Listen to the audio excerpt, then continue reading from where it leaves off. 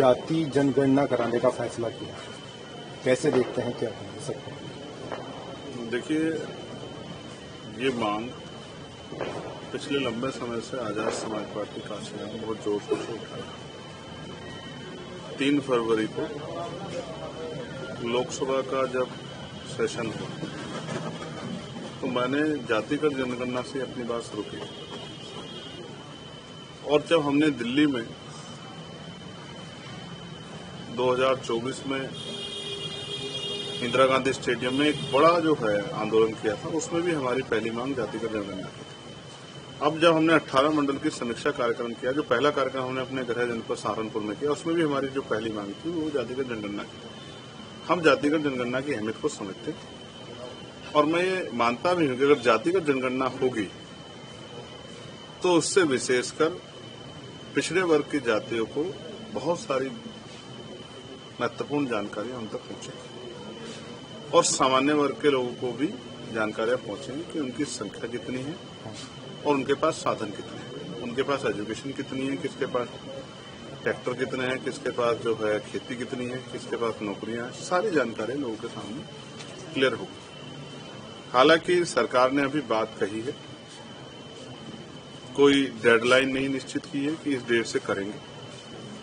बहुत बड़े पैमाने पे पार्टी के लोगों का यह मानना है कि बिहार इलेक्शन को, क्योंकि नीतीश जी ने पहले ही जो है बिहार इलेक्शन में जातिगत बिहार स्टेट में जातिगत जनगणना कराई थी जब इससे पिछला अलायंस था, और उधर स्टैलिन भी जो है वो उन्होंने भी अपने यहाँ भी जातिगत जनगणना काम को आगे बढ़ा है।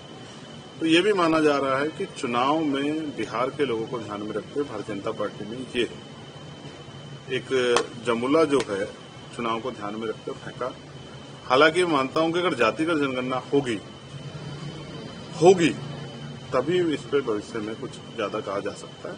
अभी तो ये भी तय नहीं हुआ कि उसमें जो है क्या क्या उसके किन किन विषयों को उसमें रखा जाएगा, उसमें आर्थिक आंकड़े जुटाएंगे, उसमें जो है ये इसको कब शुरू करेंगे और कब खत्म करेंगे, ये सब चीजें नहीं जुटाई गई। ये महत्वपूर्ण है, और जब कुछ चीजें जो हैं सामने आ जाएंगी, उसके क्राइटेरिया सामने आ जाएंगे, उसके जो है सब्जेक्ट सामने आ जाएंगे, लिस्ट सामने आ जाएगी, तभी उस पर ज्यादा कुछ जो है कहा जा सकता है। लेकिन मैं फिर ये दोहराऊंगा कि आजाद समाज पार्टी की मांग थी, और अभी सरकार ने जब जो है अपने यहाँ कैबिनेट में इस पर जो है प्रस्ताव पे मोहर लगाई। जब तक ये नहीं होती तब तक मैं मानता हूं कि इस पर ज्यादा बात करना, और उसमें मैं जैसा मैंने कहा कि उनके विषयों की सारणी, क्योंकि 2011 में भी जातिगत जनगणना हुई थी। मैं 2 चीजें स्पष्ट कर देता हूं कि 1931 के बाद जितने भी कास्ट सेंसस हुए, क्योंकि ये हमारी सरकारों ने नहीं, ये ब्रिटिश गवर्नमेंट ने यहाँ शुरू किया था, और उनके करने के पीछे कारण भी थे। इसका भी मैं एक उदाहरण आपको दूंगा कि जब ये 1935 में जो है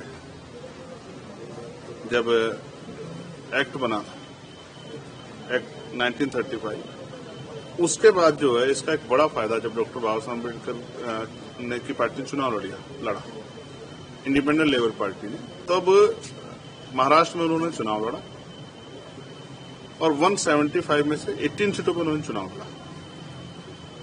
और क्योंकि जातिगत जनगणना हुई, लोगों को जानकारियां हुई, लोगों तक खबर गई, तो आप ये समझिए 18 में से 14 सीटें डॉक्टर बाबा साहब अम्बेडकर की पार्टी जीती। इवन डॉक्टर बाबा साहब अम्बेडकर भी इलेक्ट हुए। ये लास्ट सेंसस था 1931 वाला। उसके बाद फिर पिछड़े वर्ग की जातियों का सेंसस नहीं हुआ, सामान्य वर्ग की जातियों का सेंसस नहीं हुआ। तो जब तक ये सेंसस नहीं होगा तो तब तक बहुत सारी चीजें क्लियर नहीं होगी। लास्ट 2011 में जो सेंसस हुआ और बाद में उसको कहा कि ये सेंसस नहीं था, ये सर्वे था।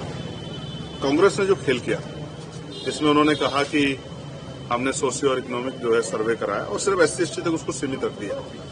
तो एक खेल जो है, SC/ST के आंकड़े आते हैं तो लोगों को लगता है कि भाई इनके पास ये है, लेकिन जब बाकी लोगों के आंकड़े नहीं आएंगे तो उनको इस पता ही नहीं लगेगा कि उनकी संख्या क्या, पाल की संख्या कितनी है, प्रजापति कितनी है, कश्यप, सैनी, मौर्य, शाक्य, कुशवाहा, राजभर, केवट, मल्ला की संख्या कितनी, जाट कितने हैं, यादव कितने हैं, गुर्जर कितने हैं, कुर्मी कितने हैं, पटेल कितने, जब तक ये जानकारी नहीं आएगी, सैन कितने हैं, विश्वकर्मा कितने हैं। देखो, एक बड़ा खेल इस बात को समझो। 2011 में जो खेल कांग्रेस उनके गठबंधन ने किया कि उन्होंने कहा और बाद में आंकड़े जारी नहीं किए क्या पता कोई ऐसा खेल तो नहीं, क्योंकि ये सरकार अपनी बात से बहुत जल्दी पलट जाती है। आज मोड़ लगाइए, अब तक बिहार के इलेक्शन के बाद कह रही कि भाई हम तो नहीं करेंगे, इसलिए भी। लेकिन महत्वपूर्ण ये है कि कोई खेल ना हो। अगर आप ये वीडियो YouTube पर देख रहे हैं तो हमारे चैनल को सब्सक्राइब करें और बेल आइकन को दबाना ना भूलें। अगर आप Facebook पर ये वीडियो देख रहे हैं तो हमारे पेज को लाइक करें।